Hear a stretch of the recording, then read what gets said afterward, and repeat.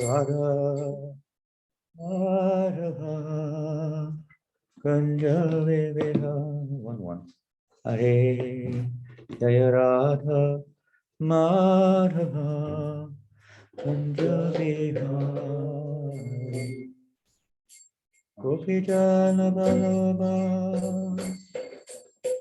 Giri Varadhari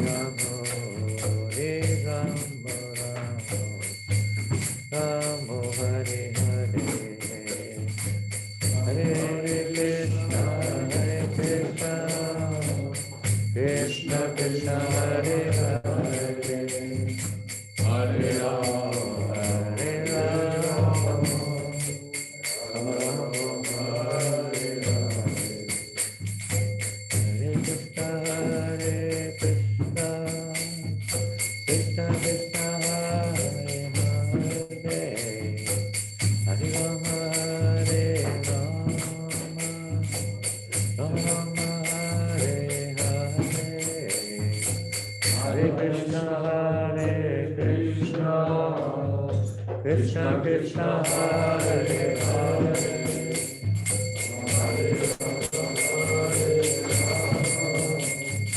Rama Rama Hare Hare, Hare Krishna Hare Krishna, Krishna Krishna Hare Hare, Hare Rama Hare Rama, Rama Rama Hare Hare, Hare Krishna Hare Krishna, Krishna Krishna Hare Hare, Hare Rama Hare Rama, Rama Rama Hare Hare, Hare Krishna Hare Krishna, Krishna Krishna Hare Hare, Hare Rama Hare Rama, Rama Rama Hare Hare, Hare Krishna Hare Krishna, Krishna Krishna Hare Hare, Hare Rama Hare Rama, Rama Rama Hare Hare, Hare Krishna Hare Krishna, Krishna Krishna Hare Hare, Hare Rama Hare Rama, Rama Rama Hare Hare, Hare Krishna Hare Krishna, Krishna Krishna Hare Hare, Hare Rama Hare Rama, Rama Rama Hare Hare, Hare Krishna Hare Krishna, Krishna Krishna Hare Hare, Hare Rama Hare Rama, Rama Rama Hare Hare, Hare Krishna Hare Krishna, Krishna Krishna Hare Hare, Hare Rama Hare Rama, Rama Rama Hare Hare, Hare Krishna Hare Krishna, Krishna Krishna Hare Hare, Hare Rama Hare Rama, Rama Rama Hare Hare, Hare Krishna Hare Krishna, Krishna Krishna Hare Hare, Hare Rama Hare Rama, Rama Rama Hare Hare, Hare Krishna Hare Krishna, Krishna Krishna Hare Hare, Hare Rama Hare Rama, Rama Rama Hare Hare, Hare Krishna Hare Krishna, Krishna Krishna Hare Hare, Hare Rama Hare Rama, Rama Rama Hare Hare, Hare Krishna Hare Krishna, Krishna Hare Hare, Hare Rama Hare Rama, Hare Hare, Hare Krishna Hare Krishna, Krishna Krishna Hare Hare, Hare Rama Hare Rama, Rama Rama Hare Hare,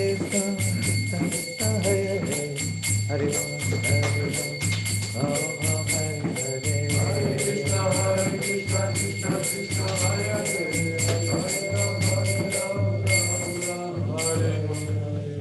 Rama Hare Hare, Hare Krishna Hare Krishna, Krishna Krishna Hare Hare, Hare Rama Hare Rama, Rama Rama Hare Hare, Hare Krishna Hare Krishna, Krishna Krishna Hare Hare, Hare Rama Hare Rama, Rama Rama Hare Hare, Hare Krishna Hare Krishna, Krishna Krishna Hare Hare, Hare Rama Hare Rama, Rama Rama Hare Hare, Jai Om Vishnu Pada Paramahamsa Parivajacharya Sthatha Sri Bhaktivedanta Swami Prabhupada Ki, Ananta Kota Vaishnavindaki, Namacharya Shavirasa Thakur ki name Sri Guru Sri Krishna Chaitanya Prabhu Nityananda Shri Advaita Gadadhar Srivasadi Gaur Bhaktivinoda ki Shri Radha Krishna Gopa Gopinath Shamakunda Radhakunda Giri Govardhan ki Shri Vrindavan Dham ki Shri Mayapur Dham ki Ganga Maya ki Jamuna Maya ki Tulasi Devi ki Bhakti Devi ki Samaveta Bhaktivinoda ki Lord Chaitanya Hariram Sankirtan ki Shri Hatmadanga ki Shri Bhapada ki Shri Gauritada ki Shri Raghunath Das Goswami Chiradoi Mahutsava ki Abol Premanandi, all glorious to the assembled devotees, all glorious to the assembled devotees, all glorious to the assembled devotees. Giriraj Maharaj ki jai, all glorious to Shri Guru and Rama Vishnu Prabhupada. Nama Om Vishnu Padaya Krishna Prasthaya Bhutale Srimate Bhakti Vedanta Swami Namani Namaste Saraswate Deve Gauravani Pacharine Nirvasesha Sunyavadi Vastakare Shakarine. Hare Krishna.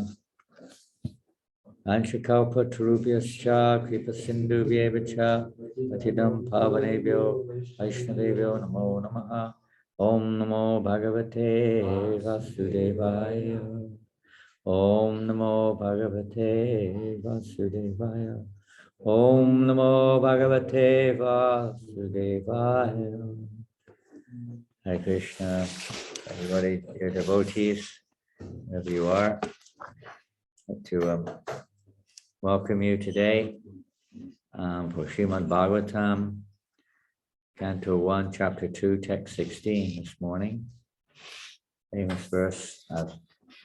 We find in this chapter so many very extremely important verses and prominent verses. So this is, I don't know if Vasika can share on screen and not, text 16 of this chapter. It's just coming now. Here we are.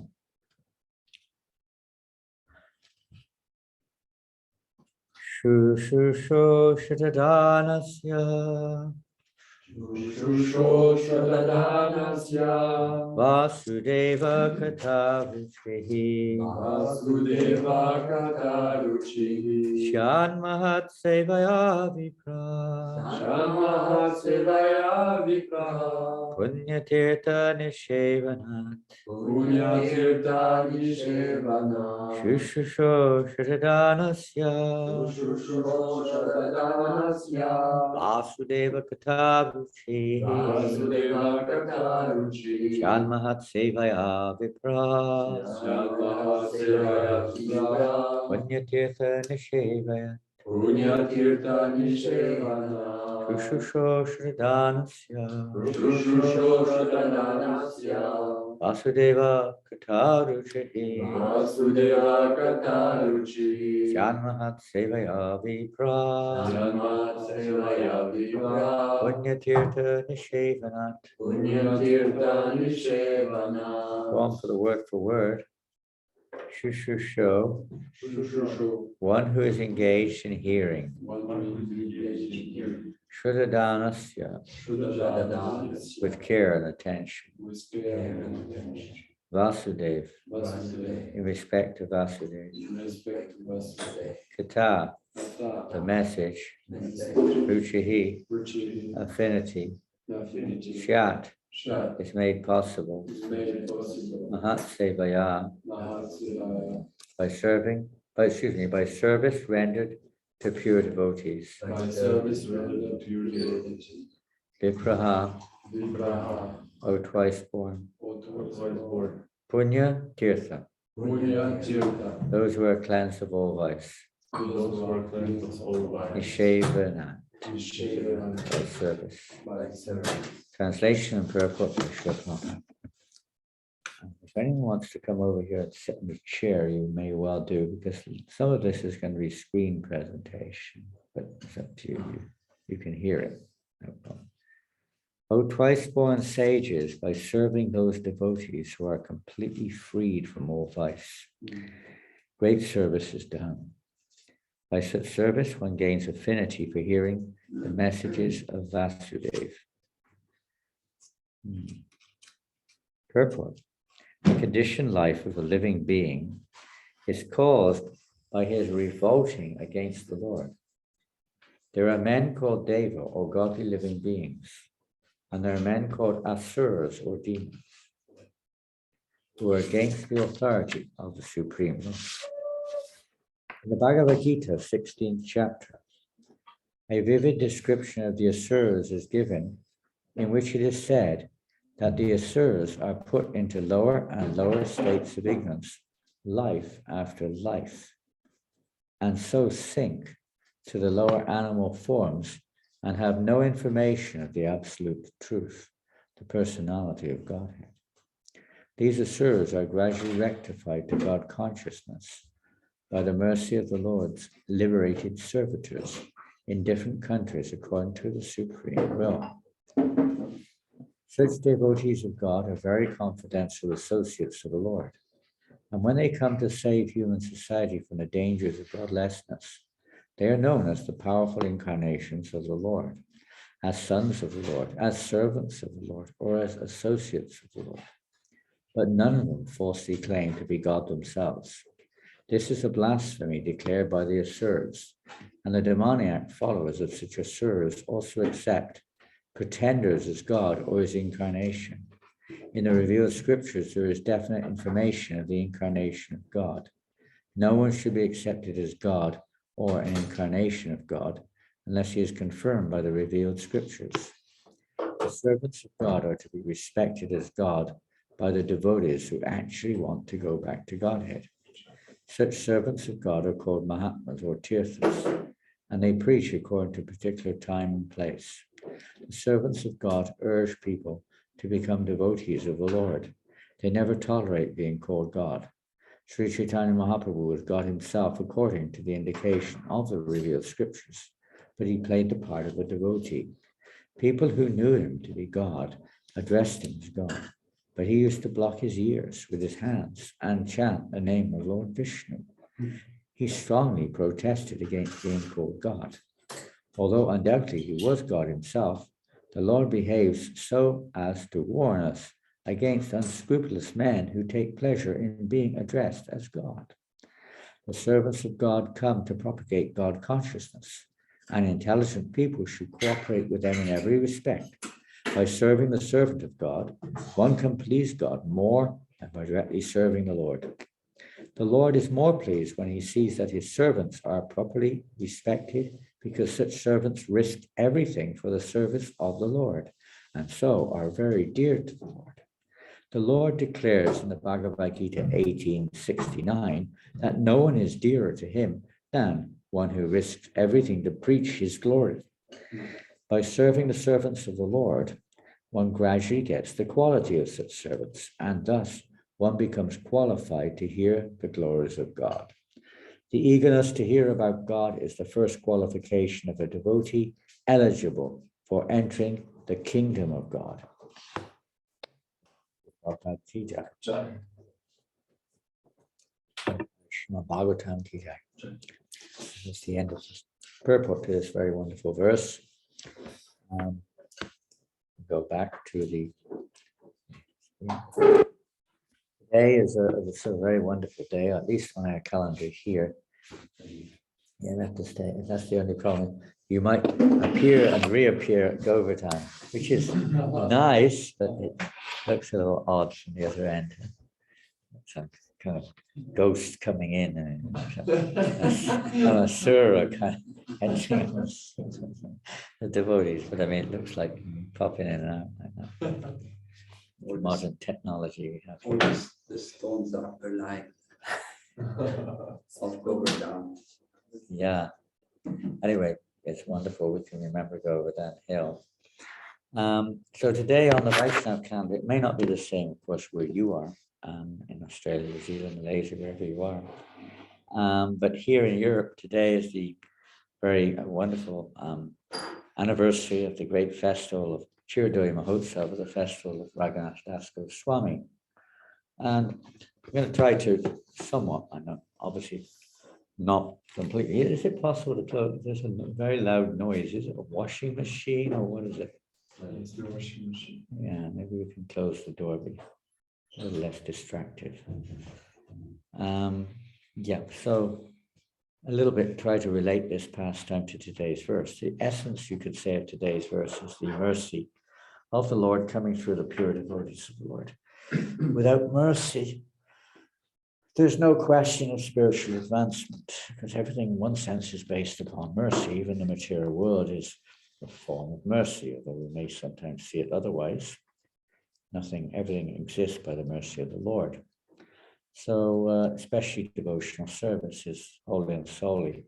We can make our effort, of course. We can try as we may, best we can to serve the pure devotees of the Lord, but ultimately it depends on the Lord's mercy. Our advancement and Krishna consciousness, everything depends on that mercy. So this pastime of Raghunath Das Goswami, one of the 6 Goswamis of Vrindavan, eternal associate of the Lord, Rati Manjari in the spiritual realm, as one of the most intimate Manjaris, making various arrangements there for, especially for Radharani and her in the cooking department, apparently. Rati Manjari is especially significant. When you cook, anyone who's a cook knows how important it is that everything is where you need to know it. I mean, if you ever go into a kitchen and everything's a mess, upside down, everything's in a different place to where it was last time, it's very disconcerting and very disturbing. And it may be such that, you practically find it very difficult to prepare the preparations. Look in the salt can and there's sugar in there instead of salt. You don't know where the sugar is. There's no butter, and instead you've got margarine, and it's like, it's very difficult. So, you have to, hopefully things are in order and everything's made nice arrangements. So everything's in place so you can nicely cook for the pleasure of Krishna. Any housewife or any cook knows that they like to have their kitchen in order. Their husband's not a cook. Sometimes, maybe, hopefully not. They may come in the kitchen and move everything around. And when you come back in, you can't find your spoons.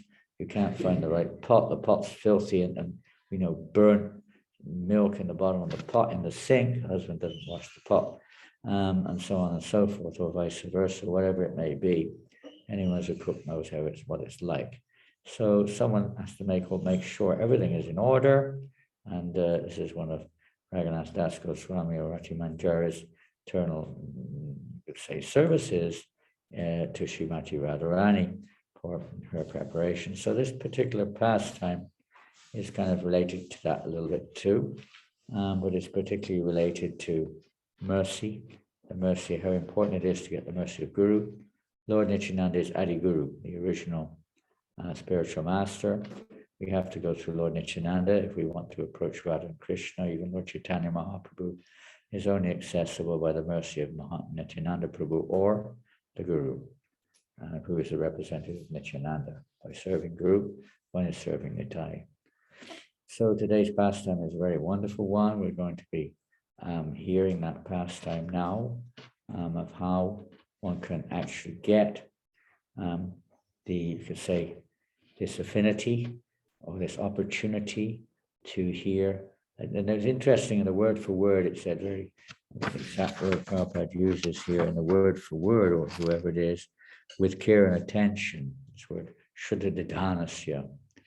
Prabhupada doesn't say with care and attention, he says with affinity in the purport, in the translation rather. But with care and attention is very interesting. In other words, with rapt attention.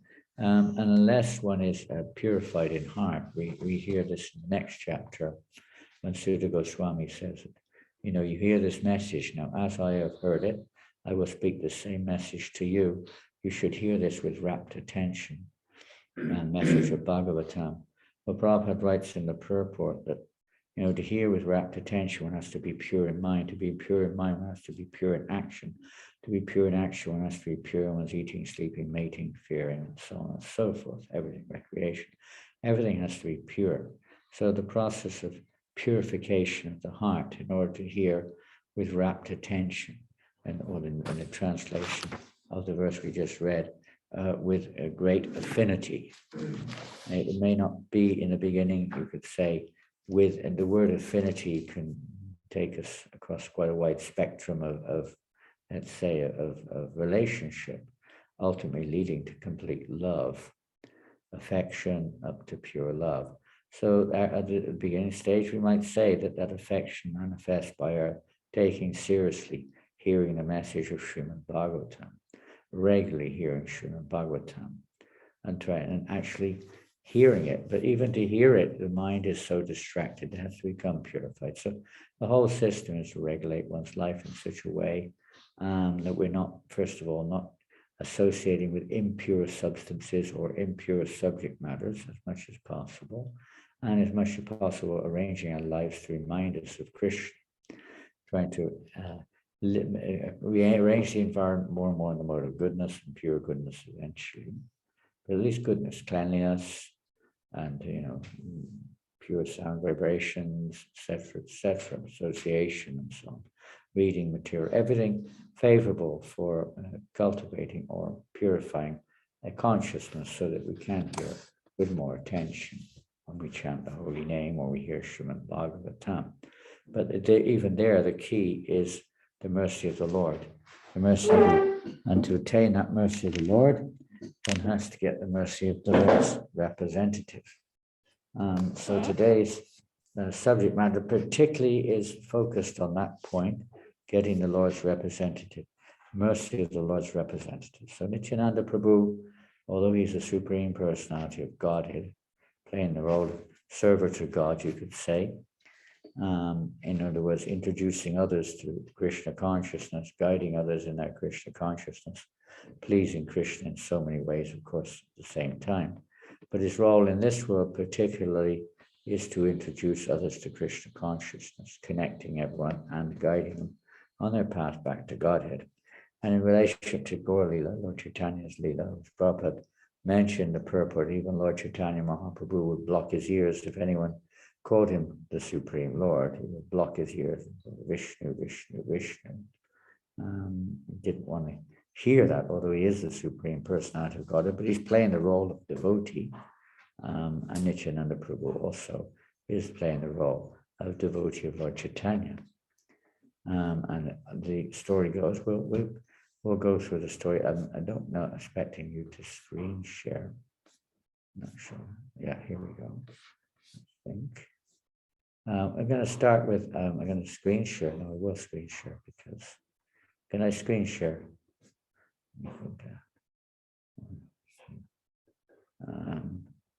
Share screen, here we go. There we are. And let me know if you can see it. Can you see it on your mobile? If you've got your mobile open? Yes, Maharaj. It's visible, okay. So this is, there are many pictures of this glorious event. Some of you are very familiar with it. Some of you may not be at all familiar with it. You will find this in the Chaitanya Charitamrita, in the Antya-lila, when Lord Chaitanya meets Raghunath Das Goswami. And there are many pastimes in that chapter. This is one of those pastimes. That whole chapter describes some of the glorious pastimes of Raghunath Das Goswami.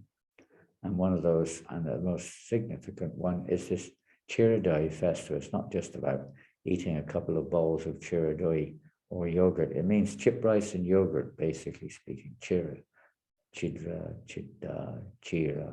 Different names are there for chip rice. And Dahi is usually the term we understand means in Bengali for yogurt. So it's a chip rice and yogurt festival. But it's not just a chip rice and yogurt festival. There's many other preparations were also there. One goes deeper. As you can see on this picture, there appear to be large trays of various kinds of fruits and various other items. And the whole day was a big festival, huge festival. Lord Nityananda had been in Panihati, is a village on the bank of the river Ganga, just north of Calcutta. Lord Nityananda had been in, maybe we're going to come to that, I'm not sure when we go through it. Let's see, we'll go through the slides. Lord Nityananda Ram Ki Jai. So this is the pastime of getting the mercy of Lord Nityananda. Nityananda Vaduta Sapate Hagar, Chaitanya Radasya Preme Haila Pagal. Sri Nityananda, the wandering mendicant, is the foremost of all the associates of Lord Chaitanya. He is the gateway through which all service must pass. He became mad in the ecstasy of service to Lord Chaitanya. So you can see this on the screen. I don't need to repeat it. From the Adi Lila. Nityananda Maham Naumi Sarvananda Karam Param Harinama Padam Devam Avaduta Shiromanim. I bow down to the Supreme Personality of Godhead, Sri Nityananda Prabhu, who is the awarder of the highest joy of all, the bestower of the holy name and the crest jewel of all Paramahamsa mendicants. Very important personality in our spiritual lives. Nityananda Balite Hai Krishna Premodai Olaya Sakalonga Shubangavai. Simply by talking of Nityananda Prabhu, one awakens his love for Krishna. Thus all his bodily limbs are agitated by ecstasy and tears flow from his eyes like the waters of the Ganges. I'm not going to read the 12 names of Nityananda Prabhu this morning. Time is not allowing everything. There's a beautiful painting of Lord Nityananda. Nityananda Ram Ki Jai. These are the names of Lord Nityananda, and very wonderful. One who recites these 12 auspicious names of the moonlight Nityananda Chandra every day between 6 a.m. and 8:30, well, we're too late, will become free from all difficulties and attain all his most cherished desires. Very soon he will receive the mercy of Sri Chaitanya Dev. If you're in England, it's still good timing. And anyway, our clocks here are wrong. I mean, actually speaking, it's probably about 7 o'clock by the movements of the sun. So we could read it, but we won't. That's another time. Samsarara parahai bhaktira sagare yeda vivese bhajukha nitai chandere. Those who wish to cross the ocean of material existence and drown in the ocean of devotional service should worship Lord Nityananda. Maybe some of you would like to drown in the ocean of devotional service. I'm not going to go off screen to see how many hands go up, but I would imagine some of you would like to drown in the ocean of devotional service. Right now we're drowning in the ocean of illusion, the material ocean, and we know the effects of drowning in that ocean. Not very nice. So if we want to cross over this ocean of material existence to the other side, the Maharaja River, to the spiritual realm, we have to worship Lord Nityananda.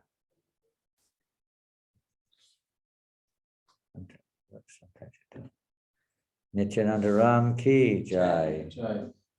There's the lotus feet of Lord Nityananda. We have to take shelter of his lotus feet, which literally means you can literally take shelter looking, just gazing at his lotus feet, meditating upon the various symbols on his lotus feet. I don't know off by heart, but each symbol represents a various aspect of purification and evoking devotional moods, favorable moods, etc.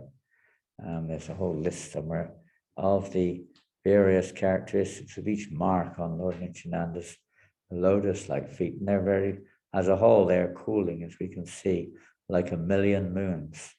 Can we imagine how cooling that would be? You better put your overcoat on. Now you just let go and just immerse ourselves in the dust of the lotus feet of Lord Nityananda, and the blazing fire of material existence will be easily extinguished. And in practical terms, you could say that means to take full shelter of Lord Nityananda's wish, his will, to become his instrument, whatever way you wish to put it, to serve the spiritual master as a gateway to pure devotional service. Lord Nityananda is that gateway. Bhaktisiddhanta Maharaj said, service to the spiritual master is the gateway. It's the same thing. The gateway, the door to pure devotion. You can't enter in. You can't just walk through the wall. It's not our business. That's illicit. Our business is to enter legitimately through the door. So Lord Nityananda is giving that ticket whereby we can enter the door into the ocean of pure devotional service, the unending ocean. The spiritual master, one who brings us to that door. guides us to that door. So we can enter in, and of course, continuation of one's service in the pure sense begins once we enter that door. So by the mercy of Nityananda, that door is available, it's open. We have to take shelter and pray for the mercy of Lord Nityananda and take shelter of his mercy in the form of his devotees, his instructions, etc. So let's sing this beautiful song. It's so nice. Today we're going to try to meditate. Just meditate on Lord Nityananda. You have a picture of Nityananda in front of you if you can.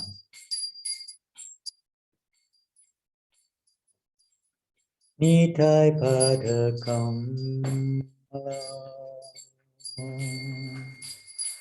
Koti Chandra Sushitala Nitai padakam Koti Chandra Sushitala Ye Jayai Jagata Durai Ye Jaya Jagata Durai Eno Nitai Pinimai Radha Krishna Nava Krishna Paite Nai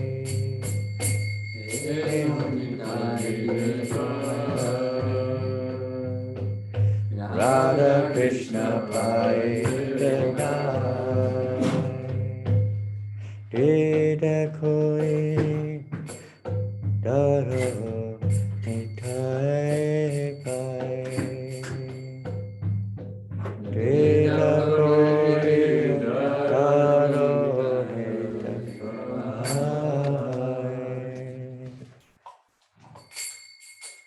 The lotus feet of Sri Nityananda are as cool as millions of moons. The whole universe gets peace by the shade of those lotus feet.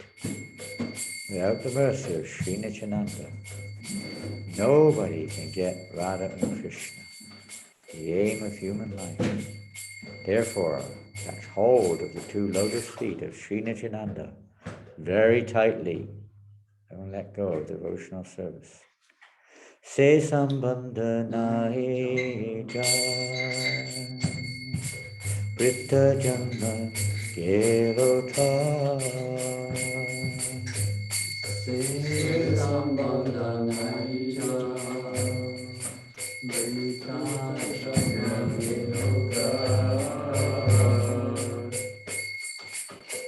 Se pasho orotu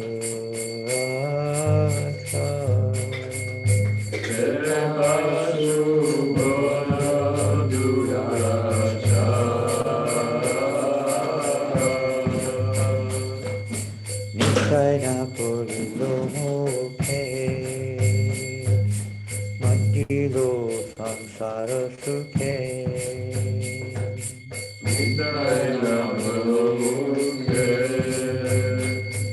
Manjilo samsara sukhe Vidya kule tipo hibe tada Vidya kule tipo hibe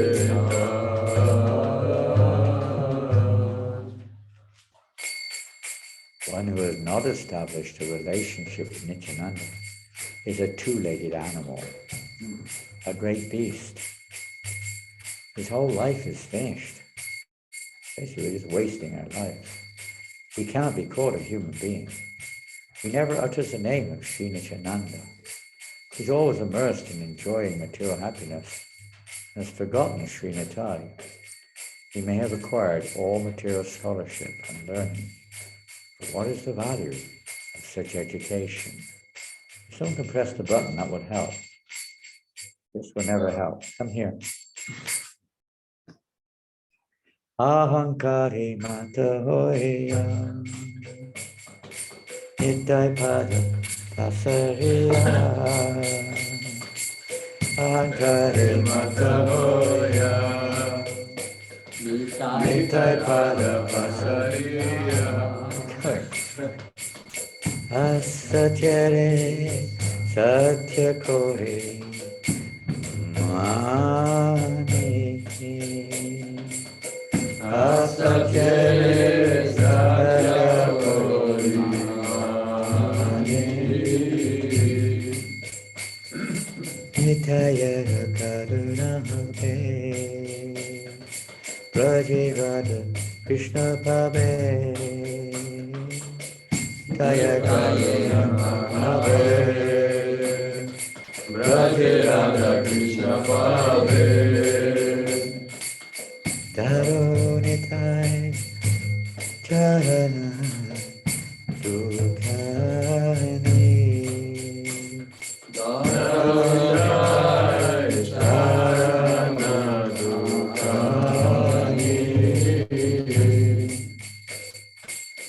They are so puffed up with their mundane education and scholarship. They are never humble at all. They've forgotten the lotus feet of Sri Nitai because of their false ego and pride. They are completely under the clutches of Maya. They accept the untruth as truth. If Sri Nityananda showers his mercy upon someone, he will get Sri Radha and Krishna in Brajabhumi.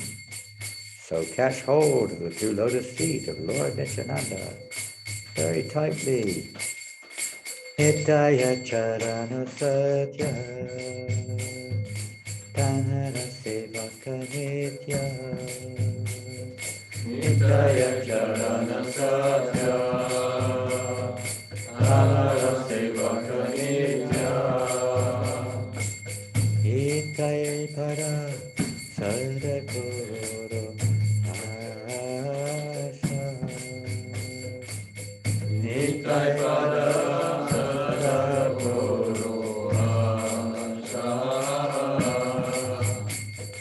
Narottama Bharaduki Nitai More Karosuki Rakoranga Charanera Pasha Narottama Bharaduki Nitai More Karosuki Rakoranga Charanera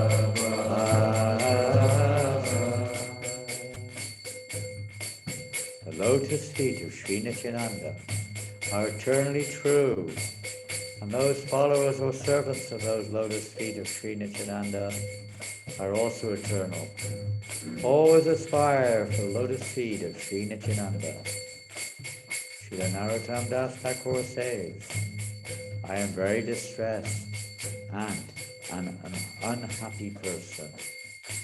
I'm drowning in this dreadful ocean of material existence. Oh Sri Nityananda Prabhu, please make me very happy. Please keep me at your lotus feet. Oh, Hare Krishna, Hare Krishna. Oh, that one. Oh, Krishna, Krishna, Hare Hare. Hare Rama, Hare Rama. Rama Rama, Hare Hare. Hare Krishna, Hare Krishna. Krishna Krishna Hare Hare Hare Rama Hare Rama Rama Rama Hare Hare Hare Krishna Krishna Krishna Hare Hare Hare Rama Hare Rama Rama Rama Hare Hare Hare Krishna Krishna Krishna Hare Hare Hare Rama Rama Rama Hare Hare Hare Krishna Krishna Krishna Hare Hare Hare Rama Rama Rama Hare Hare Hare Krishna, Krishna Krishna, Hare Hare, Hare Rama, Rama Rama, Hare Hare. Nityananda Ram ki jai. One day, Sri Gaurasundar, the Supreme Lord, in the form of a human being, sat down with Nityananda in a solitary place. The Lord said, "Listen, O magnanimous Nityananda, go quickly to Navadvip. I have personally promised to inundate the fools, the fallen, and the poor in the happiness of ecstatic love. If you also remain silent like a Muni and renounce your magnanimous nature, then tell me, who will deliver the fools and the wretched souls who have fallen into material life? Bhakti rasadata tumi sambhavine tabi avatara vaki nimite karile." You are the distributor of the mellows of devotional service. If you hide them, then what is the use of your incarnation in this world? Now, if you wish to fulfill my promise, then you should go to Bengal without delay. Deliver the foolish, wretched, fallen, and distressed persons by giving them devotional service. Nityananda yagyadila dhyahagodadeshe anargala prema bhakti kariha prakashe. Sri Chaitanya Mahaprabhu ordered Nityananda Prabhu, go to Bengal and without restriction manifest devotional service to the Lord, Krishna consciousness.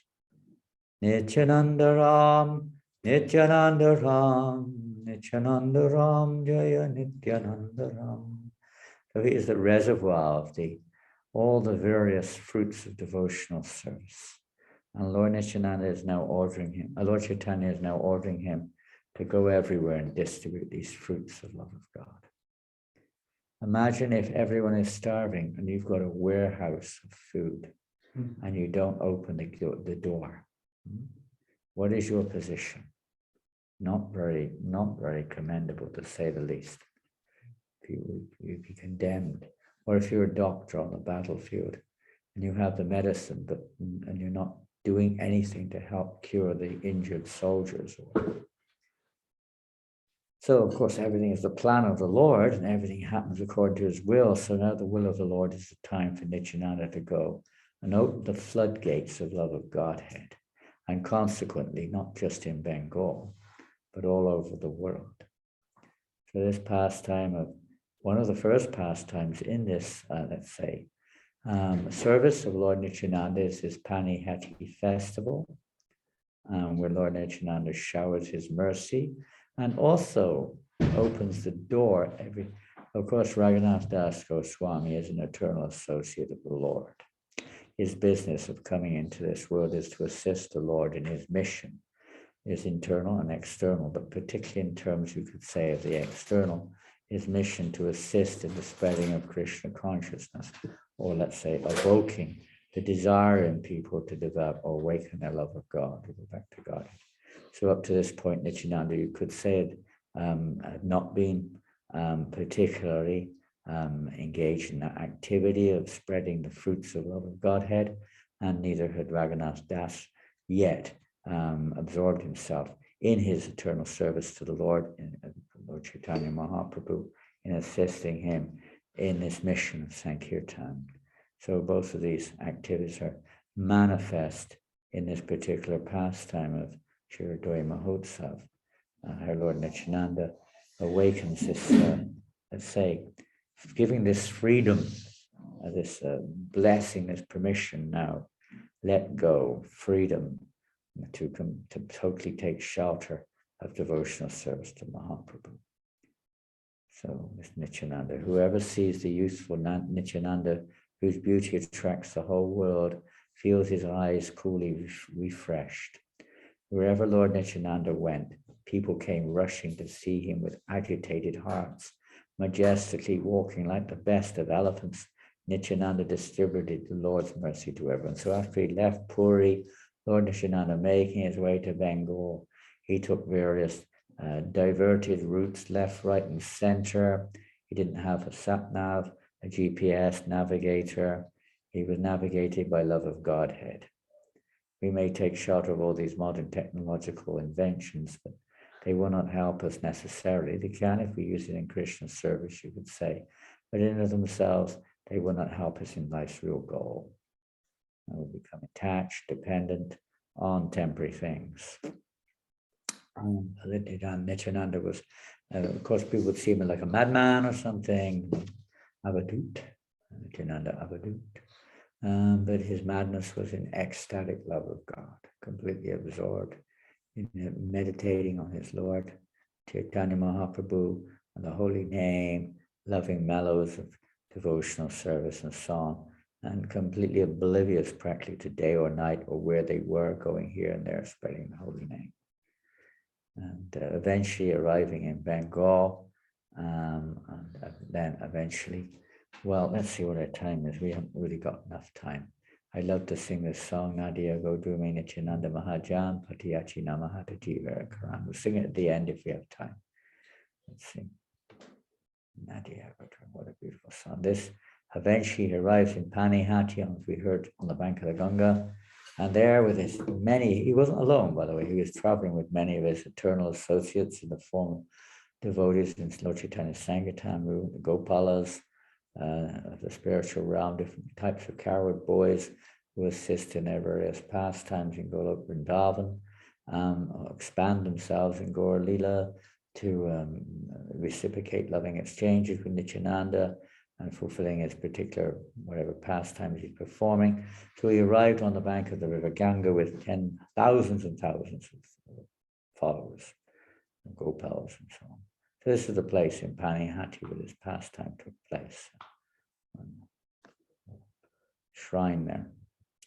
And here we see Nityananda sat amongst, this is the painting, amongst many of his followers. They're sitting. This is taking us forward a little bit. These are two paintings of this pastime of Nityananda. And we're going to read now and hear about this wonderful pastime. I'm just going to go off share screen. Stop here. And I'm going to now, we're going to read now. We're off screen now, Rasik? Okay. And I'm going to read now from Chaitanya Charitamrita. You don't need to, you have your book, or you have your Kindle, or you have your mobile, or whatever you use, you can follow. You don't need to put it on the screen. So this is from the Antya-lila of the Chaitanya Charitamrita, Antya-lila, chapter 6, text 35 onwards. 635 onwards. At this point of time, Raghunath Das Goswami, it happened to be that his family, he was the son of Govardhan Majumdar, and Ranya Majumdar was his uncle. They were very rich, super rich people, and they were big tax collectors as well as landowners and so on and so forth. And they had been collecting taxes on behalf of the Muslim government, Nawab Hussain Shah. But Ranya and Govardhan have been collecting 2 million rupees tax, maybe whatever, monthly or whatever. And they'd only been giving 1.2 million to the king. So they were keeping quite a lot of the taxes. There's nothing unusual. Even today, this type of mentality is there amongst most people, how to avoid paying tax to the government. So anyway, they were collecting a lot. They were working for the government. They were Hindus, devotees still. The king employed them. So they were living near Panihati. And there was one local Muslim, also tax collector, and he became a little envious of the fact that they were keeping more than they should have done. He reported them to the king. The king on hearing the report, became somewhat upset and sent his men to arrest Govardhan and Haranya. What's going on here? You're taking government funds more than you should be. And when the guards came to their house, Haranya and Govardhan heard about it in advance and they left. They were not there, and only Raghunath was there. So he arrested Raghunath. Chaudhuri is his name. He arrested Raghunath, but Raghunath was so sweet and amazingly captivating, totally captivating, that the Chaudhuri became melted. Raghunath's arguments melted the heart of this Muslim Chaudhuri, and he released him and said, please make some arrangement to settle this affair, from which Raghunath did with his uncle and his father, and the Chaudhuri and the Nawab were satisfied, and life went on very happily. So Raghunath was an expert diplomat. He wasn't just a fact chanting the holy names. He was also an expert diplomat at that point of time. But he was, in one sense, disinterested in everything about material life. And this was bringing great concern to his parents. He was a young teenage boy, and they were wondering what to do when Raghunath had gotten the darshan when he was a little child of Haridas Thakur. Haridas Thakur was like his Siksha guru when he was a child. You know, Haridas used to come to their house and chant the holy name there. So Raghunath had Haridas's association as a little boy. And not long after that, when Mahaprabhu took sannyas, a little bit that time also, he got the association of Mahaprabhu again in Shantipur, and he was in mad ecstatic. His heart just was completely sold to Lord Chaitanya right from that little tiny boy. Later on, he again got Lord Chaitanya's association. Raghunath had been running away from home at every opportunity. He wanted to go and join Mahaprabhu wherever he was. His parents were really disturbed, and they did everything they could to keep him home. They had guards on the door.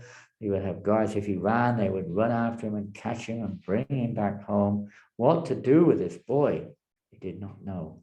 And eventually, the father had him married to the most beautiful girl, even more beautiful than Sachi, the wife of Indra.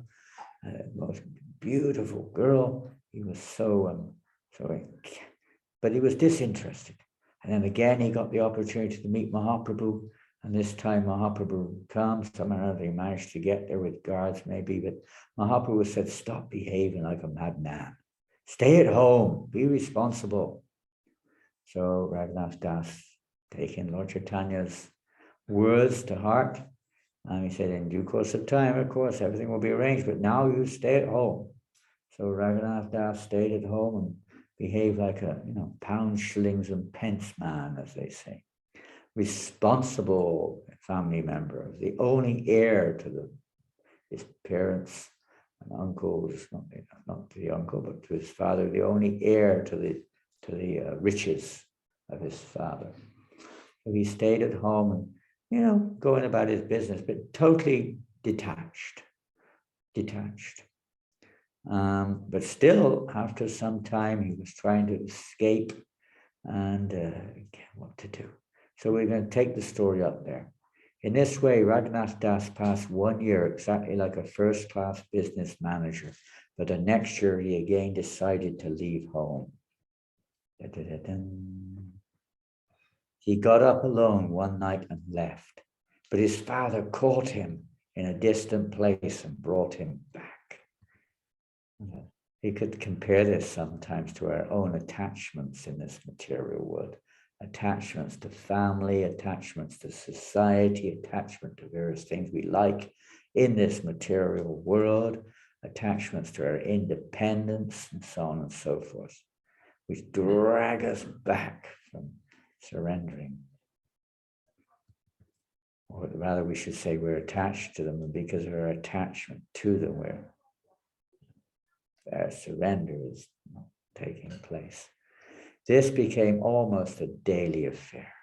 Raghunath would run away from home and his father would bring him back. Then Raghunath Das's mother spoke to his father as follows. Our son has become mad, she said. Just keep him by binding him with ropes.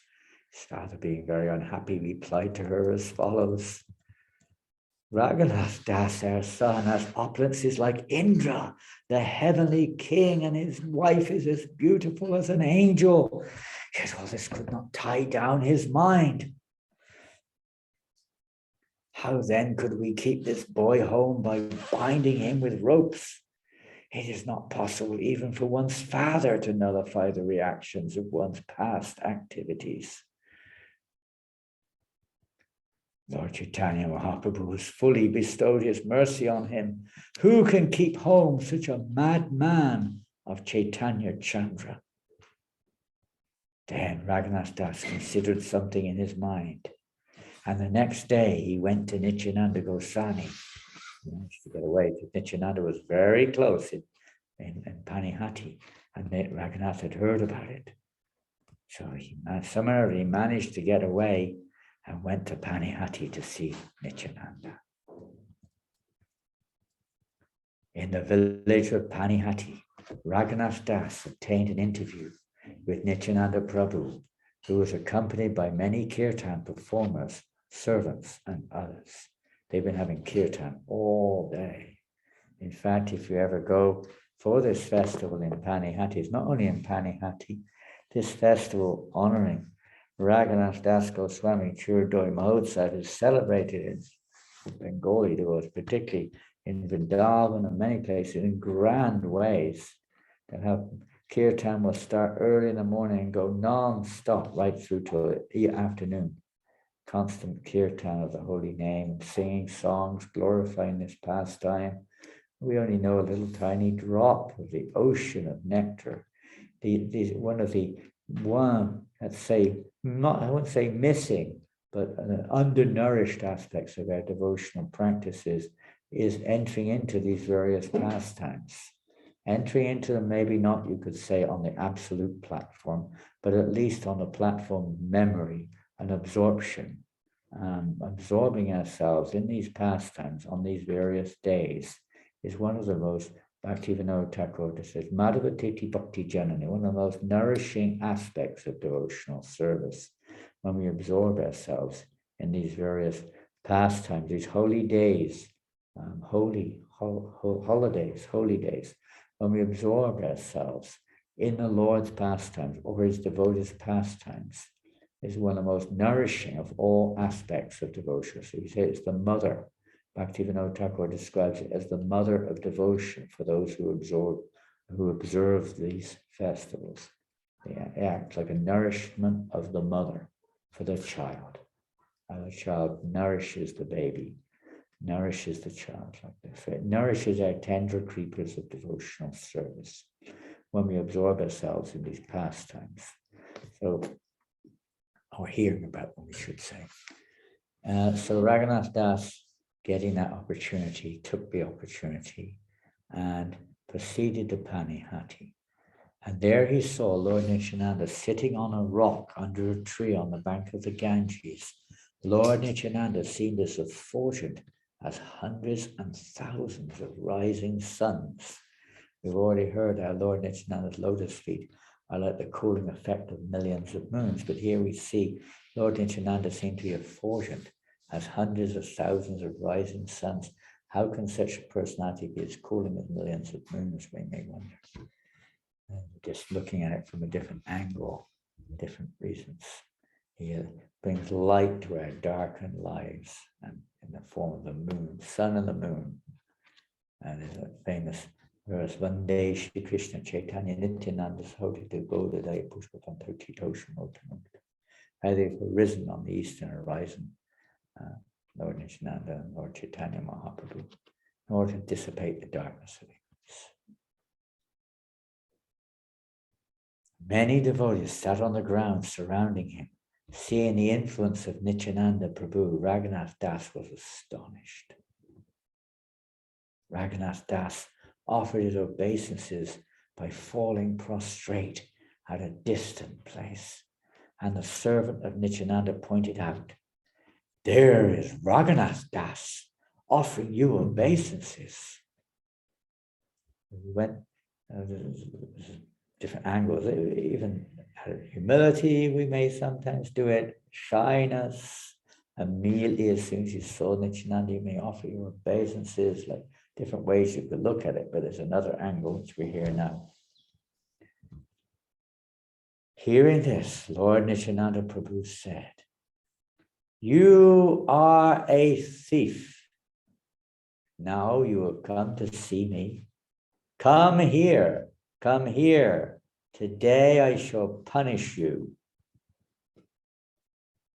The Lord called him, but Raghunath Das did not go near the Lord. Then the Lord forcibly caught him and placed his lotus feet upon Raghunath Das's head. Lord Nityananda was by nature very merciful and funny. Being merciful, he spoke to Raghunath Das as follows. So this pastime can be seen in different ways, particular aspect of it, that we've just heard a little bit about how Raghunath Das's family were usurping government funds more than they should have been. They were keeping. This would be considered to be a crime, kind of a theft. One aspect, external. Internally, we already heard a little bit too that Raghunath Das is the eternal assistant of the Lord, helping in the preparations for the devotional service of the Lord, etc. Up to this point, had not manifested in his heart. He was keeping them in his heart. There's time, don't be a thief, don't keep it thinking it's yourself, your own property. Everything belongs to the Lord. Everything should be used in his service. We sometimes think that when we get something, then that's my reward or mine, but we don't have it. Everything is to be used for the pleasure of Krishna. And everyone's got this potential, but we're misers in this world, we're thieves, claiming something belongs to us that doesn't belong to us. We think this body is mine, we want to do what we want with our body, and so on and so forth. This is the mentality of a thief. Perhaps we don't look at it like that, but it is. Everything belongs to Krishna. Everything is meant for his pleasure. So like that, Nityananda is saying, "Well, come, now is the time. Open up. The fruits, the jewels of love of God have to be distributed." So he's calling him like that.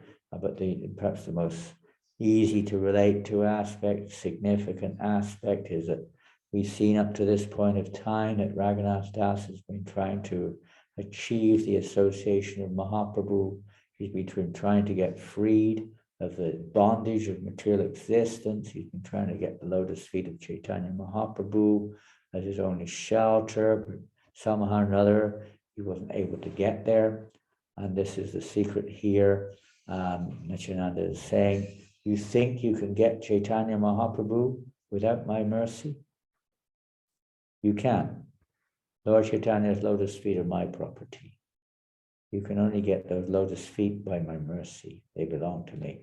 Lord Nityananda is the proprietor of the mercy of Chaitanya Mahaprabhu. Cannot get it any other way. We can put on a show, but Lord Chaitanya will not bestow that mercy on them. So it's only by going through Nityananda that we can get that most valuable, how to describe, that jewel of pure devotion, that jewel of the lotus feet of Mahaprabhu. So anyone who tries to go directly to Mahaprabhu is a thief, because he's trying to steal that which doesn't belong to us. It belongs to Nityananda. And only when Nityananda gives that, let's say that, his blessings, his mercy, can we also gain the shelter of the lotus feet of Mahaprabhu.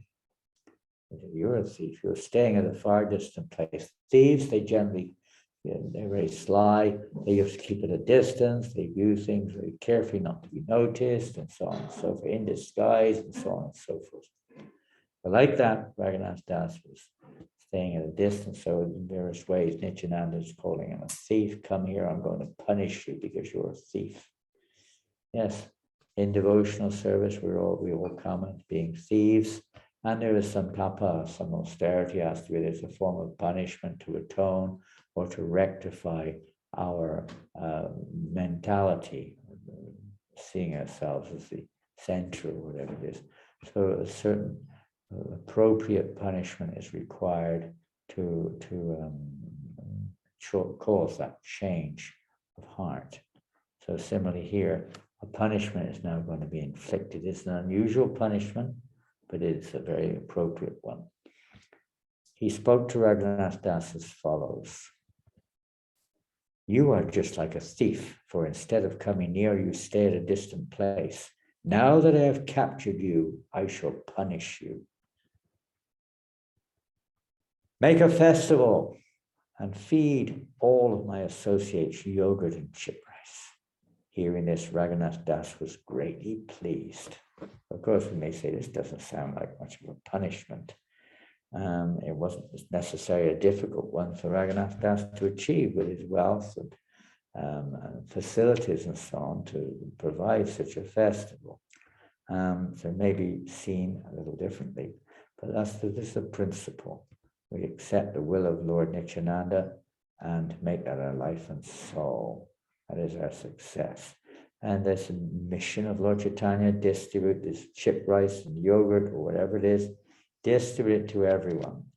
And we'll see as this pastime unfolds, the mentality of one who is eligible to receive the lotus feet of Lord Chaitanya Mahaprabhu through the mercy of Nityananda.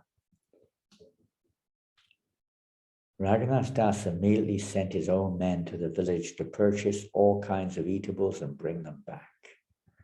And many men with him when he went there. Raghunath Das brought chip rice, yogurt, milk, sweetmeats, sugar, bananas, and other eatables and placed them all around. And if it's not too late, wherever you are, either maybe it's tomorrow festival or still the day is not that old, you can still do it, maybe, I don't know. You can do this. You can make this nice offering and offer it to their lordships, their pleasure. As soon as they heard that a festival was going to be held, all kinds of Brahmins and other gentlemen began to arrive. Thus, innumerable people, you probably noticed this in your temple, that when there's a festival, somehow or another, people turn up from everywhere and anywhere, especially at Prasadam time. And the devotees or people they haven't seen for years, they come out the woodwork, so they say, out of the jungle. And there they are, thousands of people suddenly turn up. We heard there was a festival, all come to take part in one way or another in the festival. Usually the prasadam honoring section of the festival is very popular. Seeing the crowd increasing, Raghunath Das arranged to get more eatables from other villages. He wasn't like, oh, what are you doing here? Go away. We haven't cooked enough. If I give you some, I won't get enough. And I did all the work. You don't deserve any. He didn't have that mentality at all. He just saw more person has come. We got to cook more. It's a lesson, big lesson. I remember when I was in Africa, sometimes we go to the Swami Narayan temple, sometimes in Mombasa, Nairobi, different places, and just watch how they're doing things. Because thousands of people would come for prasadam on weekends, How are they feeding so many? It never seemed to end. We saw that their cooking pot was amazing. They had this non-stop pots of boiling water, huge pots full of boiling water. And then they would have these huge kind of sieves that they would put in there. Like 8 men would have to pick them up in the pots. And then they would throw the rice in. It would cook within about 5 minutes. And as soon as one enormous quantity of rice was finished already, they had practically another pot of hot rice ready to serve like this. And they had dal boiling non-stop in other pots. There was always prasadam available. Not that everything's finished now, we have to start again. They were on the ball completely, and they had this boiling water, so rice would boil very quickly. It'd be in a sieve, so they would just pick it up, drain it, put it in the serving containers and take it away. Seeing the crowd increasing, Raghunath Das arranged to get more eatables from other villages. He also brought 200 to 400 large round earthen pots, clay pots. Ideally, this is done in clay pots. Nowadays, we do it in plastic pots. He also obtained 5 or 7 especially large earthen pots, and in these pots, a Brahmin began soaking chip rice for the satisfaction of Lord Nityananda. In one place, chip rice was soaked in hot milk in each of the large pots. Then half the rice was mixed with yogurt, sugar, and bananas. The other half was mixed with condensed milk and a special type of banana known as champa kala. I don't know what that is. Maybe it's not available. Then sugar. You can just use ordinary bananas. Then sugar, clarified butter or ghee, and camphor were added. And if you have natural camphor, even if you don't, you might make a little pinch there. But if you have natural camphor particularly, this makes a very delectable preparation, very pleasing to Radharani. She loves camphor, kheer with camphor especially. After Nityananda Prabhu had changed his cloth for a new one and sat on a raised platform, the Brahmana brought him the 7 huge pots. On that platform, all the most important associates of Sri Nityananda Prabhu, as well as other important men, sat down in a circle around the Lord. Another thing, usually we understand that for cooking for the Lord, one should be Brahmin initiated. Of course, in the home, that's different. But in the temples, the standards. So even Raghunath Das, the eternal associate, still, he's engaging Brahmins in making the preparations, etc. Among them, who were sitting around Lord Nityananda, were Ramdas, Sundarananda, Gadadhar Das, Murari, Kamalakar, Sadashiva, and Purandar. Dhananjaya, Jagadishpar, Ashwar Das, Mahesh, Gauridas, and Hoda Krishnadas were also there. Similarly, Udaran Thakur and many other personal associates of the Lord sat on the raised platform with Nityananda Prabhu. No one could count them all. Hearing about the festival, all kinds of learned scholars, Brahmins, and priests went there. Lord Nityananda Prabhu honored them and made them sit on the raised platform with him. Everyone was offered 2 earthen pots. In one pot, chipped rice with condensed milk, and in the other, chipped rice with yogurt. All the other people sat in groups around the platform. No one could count how many people there were. Each and every one of them was supplied 2 earthen pots, one of chipped rice soaking in yogurt, and the other of chipped rice soaking in condensed milk. Some of the Brahmins, not having gotten a place on the platform, went to the bank of the Ganges with their 2 earthen pots and soaked their chipped rice there. Others who could not get a place even on the bank of the Ganges sat down, got down into the water and began eating their 2 kinds of chipped rice. Thus some sat on the platform, some at the base of the platform, some on the bank of the Ganges, and they were all supplied 2 pots each by the 20 men who distributed the food. At that time, Raghava Pandit arrived there. Seeing the situation, he began to laugh in great surprise. Raghava Pandit also lived very close to Panihati. He brought many kinds of food cooked in ghee and offered to the Lord this prasadam. He first placed before Lord Nityananda and then distributed among the devotees. Raghava Pandit said to Lord Nityananda, "For you, sir, I have already offered food to the deity at home, but you are engaged in a festival here, and so the food is lying there untouched." Lord Nityananda replied, "Let me eat all this food here during the day, and I shall eat at your home at night. I belong to a community of cowherd boys, and therefore I generally have many cowherd associates with me.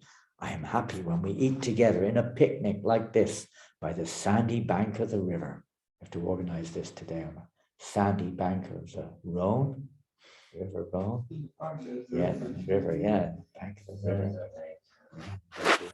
Rhone is very close also. And there's so millions of people, all the people from Lyon, we're in Lyon, millions of people are coming to our festival today. We've got 100 devotees already preparing all the sweet, all the chip rice and yogurt, right? We just bought 10,000 liters of yogurt, right? It's already arrived. The whole street is just full of people out here preparing the yogurt and chip rice and everything. And we're going to take lorry loads of it down to the park. Millions of people are going to turn up. Everyone's going to get 2 pots of chip rice. Huh? And they're going to be covered. The park is going to be covered with millions of people with their chip rice and yogurt. what a day. When will that day be mine? Oh, we should look to this. And this is our movement of Krishna consciousness, how to inundate the world with prasadam everywhere. So everyone gets prasadam, no matter who they are, even the dogs and the jackals, everyone should get prasadam. Lord Nityananda made Raghava Pandit sit down and had 2 pots delivered to him also. There are 2 kinds of chip rice soaked in them. When chip rice had been served to everyone, Lord Nityananda Prabhu in meditation brought Sri Chaitanya Mahaprabhu there. In meditation, Lord Chaitanya couldn't resist it. He came to the magnetic calling of Nityananda, who so ecstatically engaged in this festival.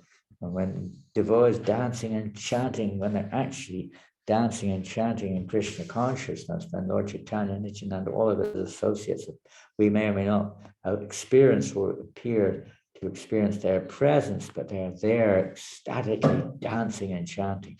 When Chaitanya Mahaprabhu arrived, Nityananda stood up. They then saw how the others were enjoying the chip rice with yogurt and condensed milk.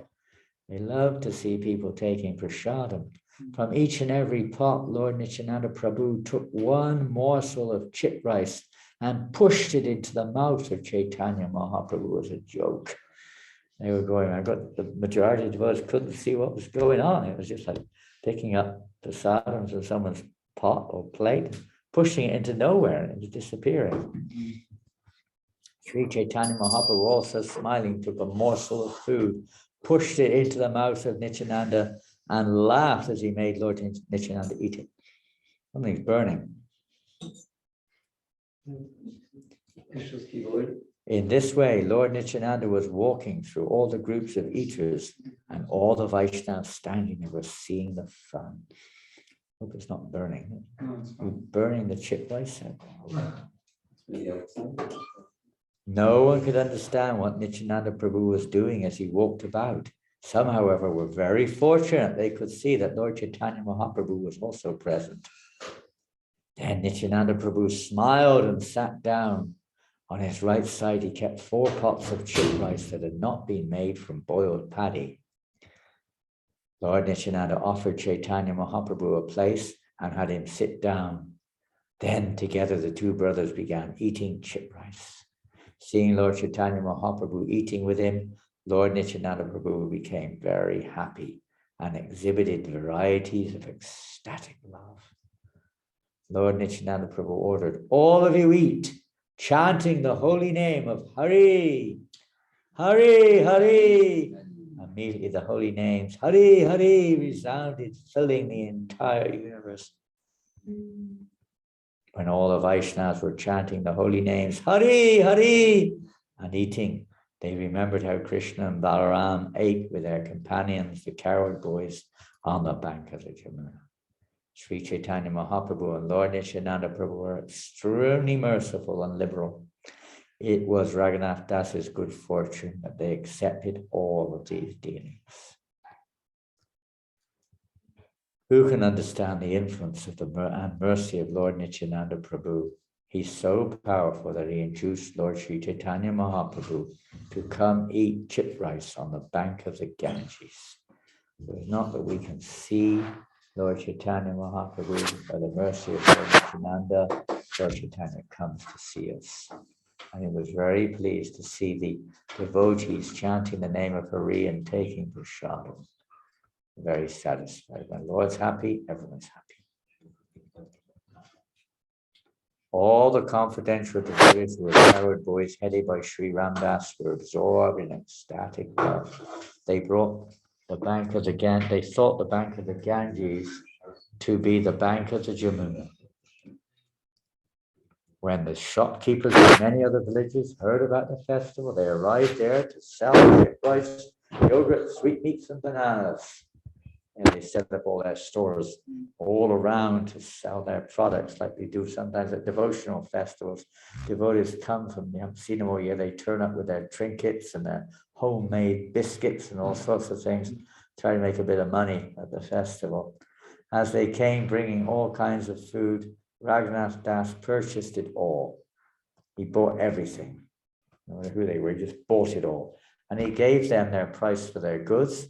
And then he fed those very same persons the very same food back again. He bought it, had it prepared, and then gave it back. Free prasad.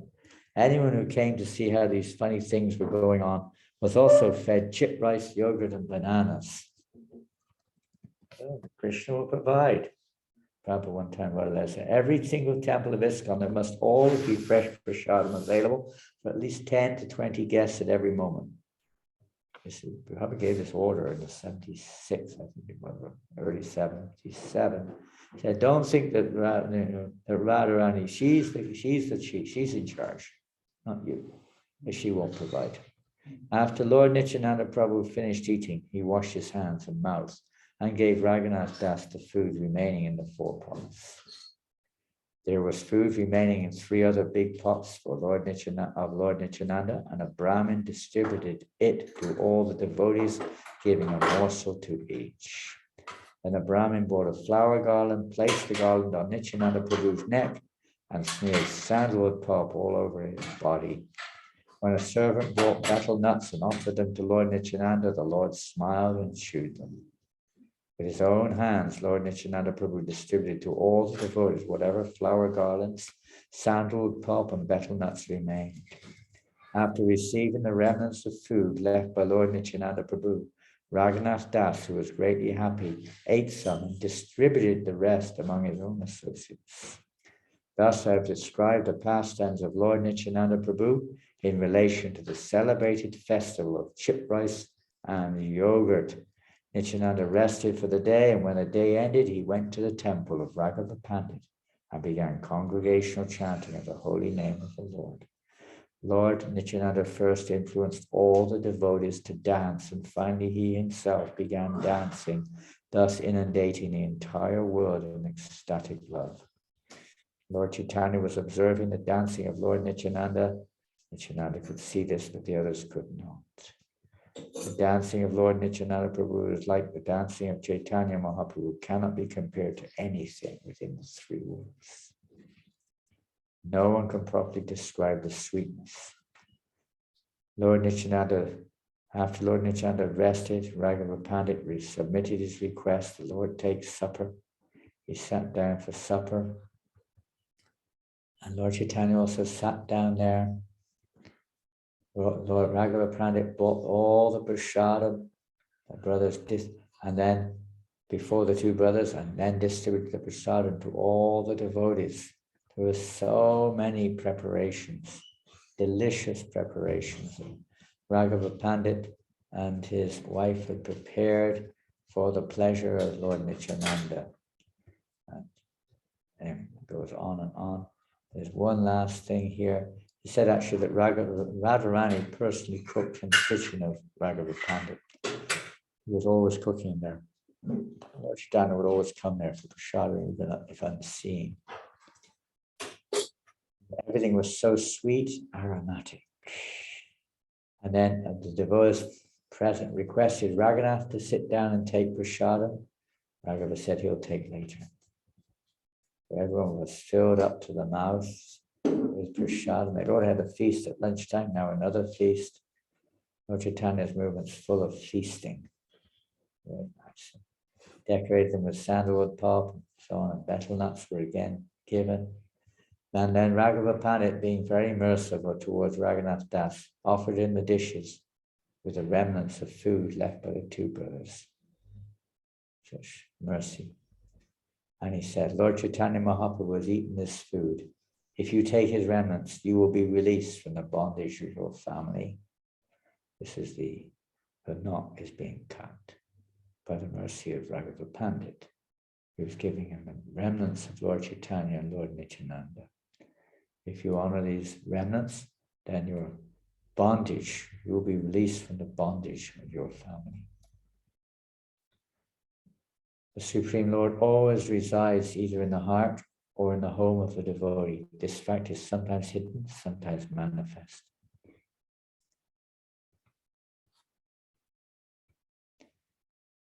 So then the next day, Nityananda sat down with his associates under that same tree. Raghunath came there, worshipped his lotus feet, and then made a submitted a request through Raghava Pandit. Said, I am the lowest of men, the most sinful, fallen, and condemned. Nevertheless, I desire to attain shelter at the lotus feet of Sri Chaitanya Mahaprabhu.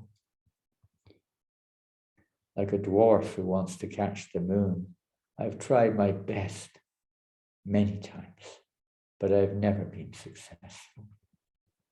Every time I try to go away and give up my home relationships, my father and mother unfortunately kept me bound up.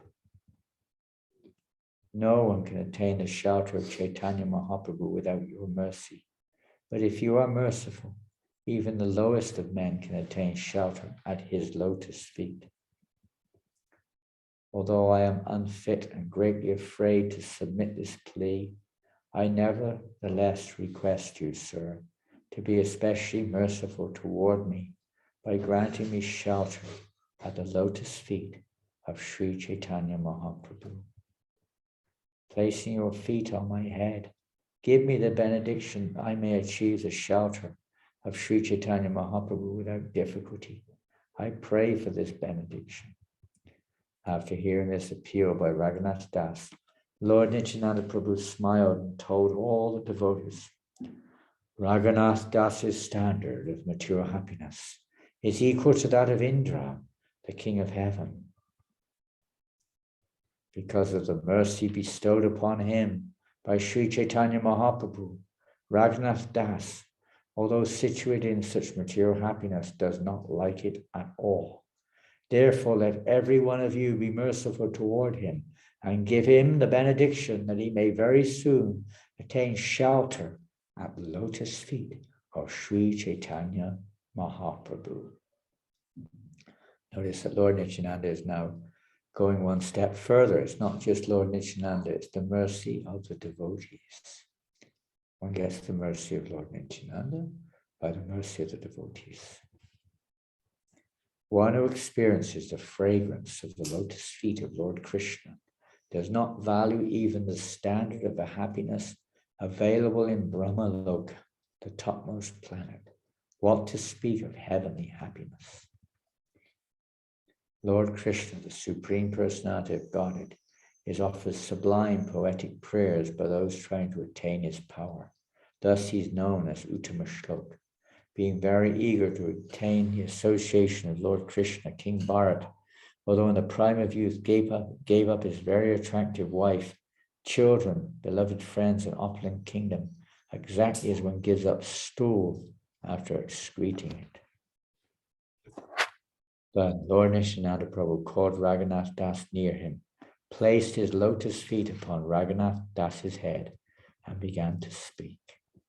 My dear Raghunath Das, he said, since you have arranged the feast on the bank of the Ganges, Sri Chaitanya Mahaprabhu came here just to show you his mercy. By his causeless mercy, he ate the chip rice and milk. Then after seeing the dancing of the devotees at night, he took his supper. Lord Chaitanya Mahaprabhu, Gaura Hari, came here personally to deliver you. Now rest assured that all the impediments meant for your bondage are gone. Chaitanya Mahaprabhu will accept you and place you under the charge of his secretary, Swarup Damodar. You will thus become one of the most confidential internal servants and will attain shelter at the lotus feet of Sri Chaitanya Mahaprabhu. Being assured of all this, return to your own home. Very soon, without impediments, you will attain shelter at the lotus feet of Lord Sri Chaitanya Mahaprabhu. Lord Nityananda had Raghunath Das blessed by all the devotees, and Raghunath Das offered his respects to their lotus feet. After taking leave of Lord Nityananda Prabhu and all the Vaishnavas, and the story goes on, and we'll finish there with the story, and I hope you could follow. I had to go a little quickly, I'm afraid, because of the time frame. And so that's the essence of this festival. There's one more aspect to it that through Raghava Pandit, Raghunath Das wanted to offer gifts to all the devotees. He had, of course, opulence. He gave everything to the devotees, all of his wealth, basically speaking. He distributed so many gold coins to different devotees, etc., etc. So giving gifts to the devotees, offering one's life to the devotees in a form of service in whatever way we can, is the way we get Lord Nityananda's mercy, and Lord Chaitanya's mercy, and the mercy of the residents of Vrindavan, the mercy of Radharani, and ultimately Krishna's mercy.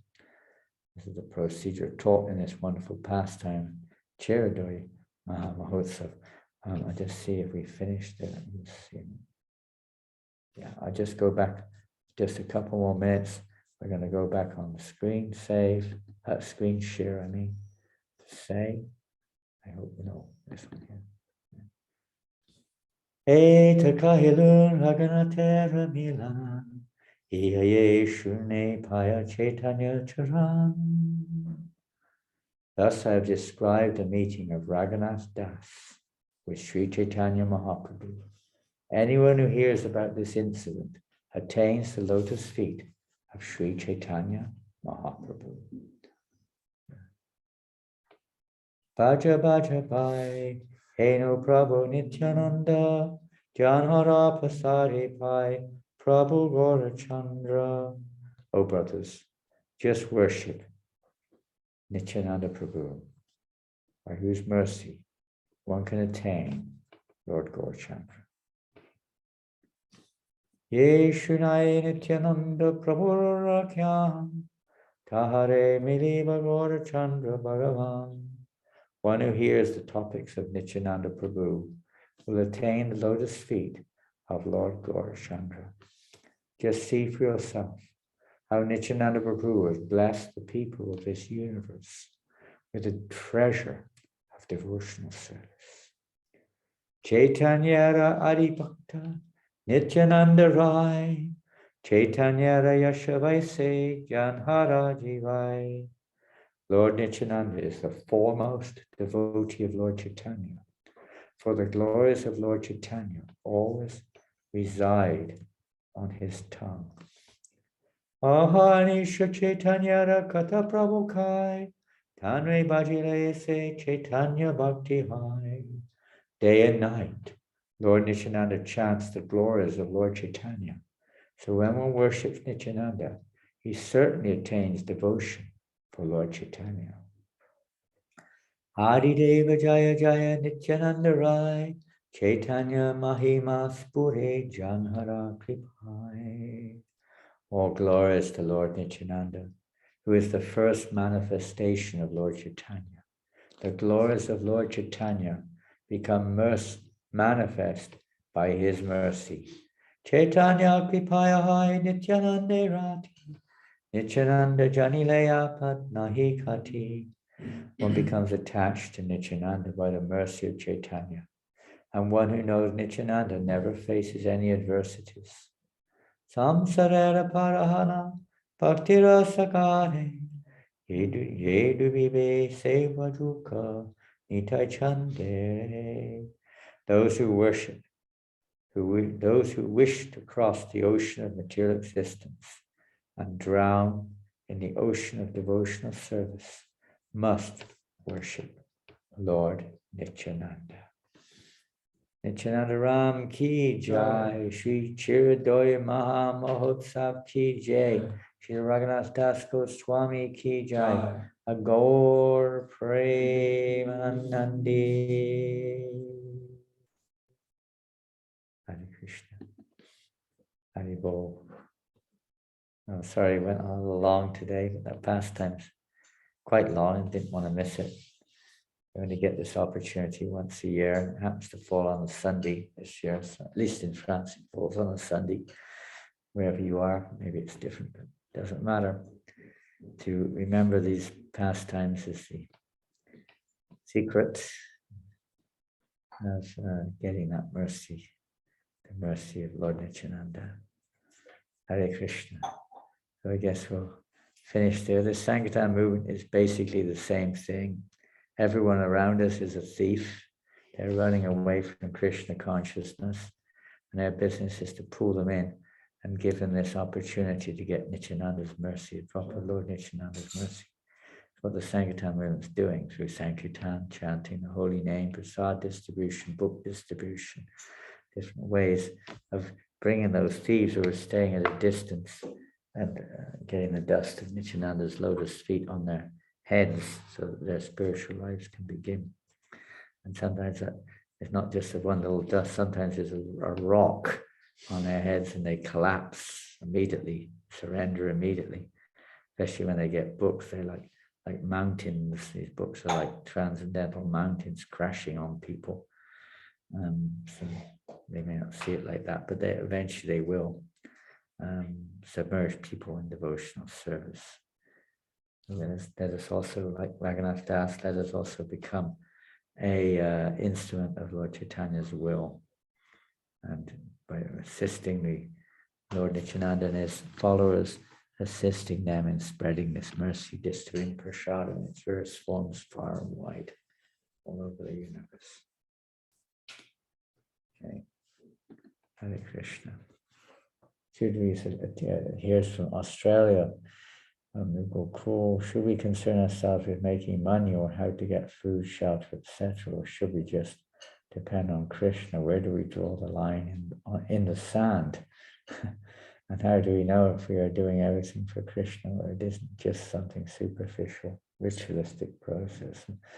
The line of devotional service of devotees, the movement which the Prabhupada has given us, is meant to, and pure devotees are to give us this guidelines so that we may not be clear what's going on, but if we're engaged by pure devotees of the Lord, that service is offered to Krishna. So it is devotional service. Some may not consider it pure, but Rupa Goswami considers it a part of pure devotional service because it's offered to the pure devotees of the Lord. And should we depend on, we should do both. Krishna says to Arjuna in the Bhagavad Gita that he should do his duty and depend on him at the same time. It's not that we're doing it by doing our duty, but we have particular natures given to us by Krishna. It belongs to Krishna. It should be used in Krishna's service. That will purify us if we use our nature in Krishna's service as much as we can, under guidance of those who are purer than we are, or acting under the authority of those who are pure.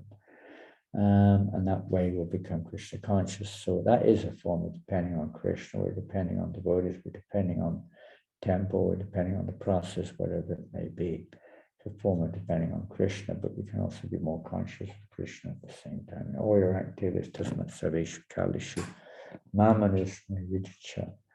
All your activities, just be conscious of me, work always under my direction. Your activities dedicated to me, your mind and intelligence fixed on me will attain me without a doubt. So this consciousness of Krishna is also meant to be there. It's not just doing things. That's qualifying us, as we read in the Bhagavatam verse, that one may become qualified to hear, eagerly to hear the pastimes of the Lord, or to hear them with care and attention, to hear about Krishna as our heart becomes purified by serving those devotees who are pure. Both.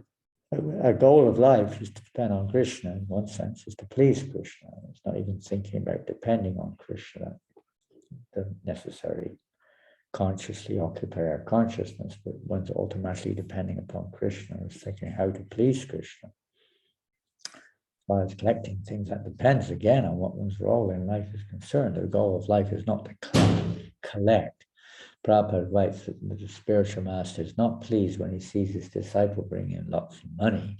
He's pleased when he sees his disciple following the process of devotional service, because that leads to the goal. Bringing money may be okay as a part of becoming prepared, but even more pleasing is when we're following the process of devotional service, as you can read in the 12th chapter of Bhagavad Gita, where Krishna gives Arjuna various stages of, you could say, or various levels to follow according to our degree of surrender.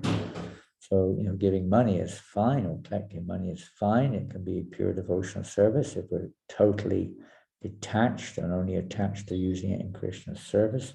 It may not be. We may still have some mixture there. So where do you draw the line in the sand? Well, that's usually drawn ultimately, but generally in the association of devotees, we find what is the better balance, what is the more appropriate balance according to our particular conditioning that we're in. If we find for instance, by raising money that we'll be losing our interest in hearing and chanting, or that we're not even hearing and chanting, we're too busy making money, we are doing something grossly wrong. That means we've gone far too far on one side of the fence. And if on the other side, especially if we're married householders, our family are not getting any attention, they're not getting any food, they'll be complaining, they leave, then we've certainly gone too far on the other side of the fence. One has to sort of have a little bit of intelligence, and if we don't have any, we discussed in the association of devotees where to draw that line, that balancing line. Thank you very much, Hare Krishna. Here's another one. France, please accept. Okay, thank you. Blessings. Can we read Chaitanya Charitamrita at the same time as Srimad Bhagavatam to know more about Lord Chaitanya? Well, of course, not literally. We're not capable of reading two books exactly at the same time. We're not, maybe there's one great devotee, his name was Kalidas. He used to write lots of dramas, and he would write 4 dramas at the same time. He wouldn't write them, he would compose 4 dramas. He'd have scribes sitting around him, writing 4 different dramas at the same time. And he would speak to one quickly, and then it would take that particular scribe maybe 2 minutes to write it. In the meantime, 30 seconds, he'd speak quickly to the next scribe, another different drama, and then he would be writing. And by the time the other 3 of them finished, he'd get back to the first one with the next lines of that particular number 1 drama. He would go around like this, compiling 4 dramas, more or less simultaneously. But reading 2 books at the same time means, basically, as maybe we're reading daily the Bhagavatam, can I read daily the Chaitanya Charitamrita? You can. Certainly we do in the temples. In many temples, they have every day a reading from various scriptures. When I joined just basically the day I joined, at that time we were reading every day 6 scriptures, 6, not 1 or 2. Every day 6 in the classes. Nobody had any books. Nobody had their own books. There was only 1 or 2 copies in the whole temple of each book. So everyone would attend a class every day on each book, which was sometimes just 1 verse or sometimes a reading. We would hear every day Bhagavatam, every day Nectar Devotion, every day Upanishad, every day Bhagavad Gita, every day Krishna book, and 5 classes actually, and then 1.5 an hour in songs, singing Vaishnava songs. So 6 classes a day. We didn't have Chaitanya Charitamrita at that time. We had teachings of Lord Chaitanya, but I don't remember having a class of reading it, but maybe it was sometimes, I can't remember. But certainly those other 5 books, every day we would read together these other 5 literatures, all sitting together. And one person may be reading, or we take turns to read, whatever. So Prabhupada has written these books for us. However, I don't know how much time you've got. Everyone's got a different schedule. But oftentimes we get a little confused. Prabhupada said clearly, maybe why we didn't have Chaitanya Charitamrita then, that first preliminary, Sambandha, Gyan, basically speaking, we get from Bhagavad Gita. So Abhideya and Prayojan, they're all there, but especially Sambandha Gyan, knowledge, preliminary knowledge of the various truths, the Jiva Tattva, the Paramatma Tattva, the truth of the material energy, and various other energies there are described in Bhagavad Gita up to the point of surrender, up to the point of letting go, you could say, and taking shelter fully of pure devotional service. And in Bhagavatam, everything is there also, especially the process, the Abhideya, especially is emphasized there to bring us to the Prayoja, and Chaitanya Charitamrita is the living example in this world of devotional service in pure essence of devotional service, Prayojana. So it's usually a bit later. So I would recommend, personally, I would recommend you study the Srimad Bhagavatam first. And if it happens to be that Chaitanya Charitamrita is being read, so be it, fine. But I would say preferably Bhagavad Gita is ongoing study, always there, there's always new, ever fresh realizations when we read the Gita. Even if one's a self-realized soul, one will see it from different angles, not necessarily just you're not the body, but from many other different angles too. And Srimad Bhagavatam is always relished by all the pure devotees of the Lord. So I would say you study Bhagavatam first, and then when having studied the Bhagavatam for some time, you can ask again, and especially if we finish reading it through, we should read Chaitanya Charitamrita. Concentrate on the Bhagavatam, but this is not a general instruction, this is just advice. Chaitanya Charitamrita came a little bit later in our movement, 75. And there's a book called Teachings of Lord Chaitanya, which you can read, which is a philosophical summary of the essential teachings of all three, Sambandha, Abhidheya, and Prayojana. Lord Chaitanya teaching various followers in that book. We get a good grounding. Be a little difficult to understand otherwise. Bhagavatam also, we need a grounding in Bhagavad Gita to really understand Bhagavatam or to enter into it. Okay, thank you. And from Delhi, in terms of how much time should I give to service, how much in personal sadhana? Sometimes out of passion, I involve too much in services, neglecting reading. Discuss it with if you have mentors or other devotees around you who will surely help to protect us from this. It's something on a personal level or local level usually, which can be dealt with to try to help to get that balance. We do, or everyone has a natural inclination towards various activities or various places, various things that may be there, and our tendency is to a little bit too much in one direction sometimes. So discuss it with local devotees. Of course, we know the 9 limbs of devotional service. One can attain perfection by any one of those 9 limbs. At the same time, the danger is because we're not so transcendental, we're not living in such a transcendental environment in general, that without hearing and chanting, we can easily lose the goal and become in the mentality of thinking I'm the doer and seeing ourselves in the center and so on, enjoying the fruits of our services.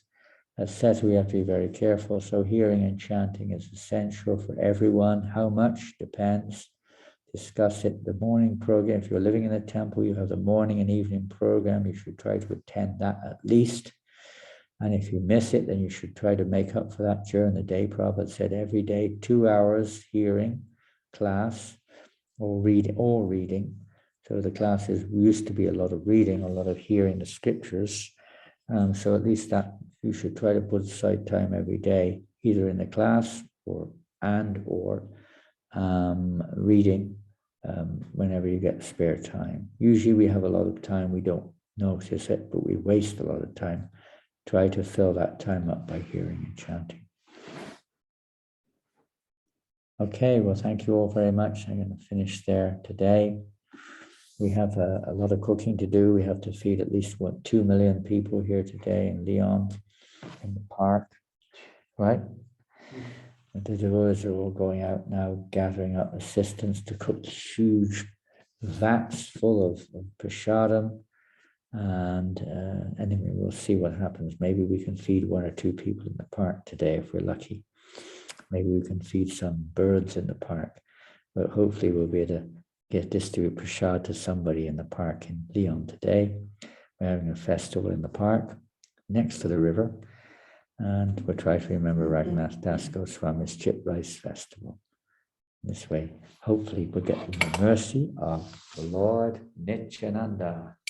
Nityananda Ram, Nityananda Ram, Nityananda Ram, Jaya Nityananda Ram, Nityananda Ram, Nityananda Ram, Nityananda Ram, Jaya Nityananda Ram, Nityananda Ram, Nityananda Ram, Nityananda Ram, Jaya Nityananda Ram.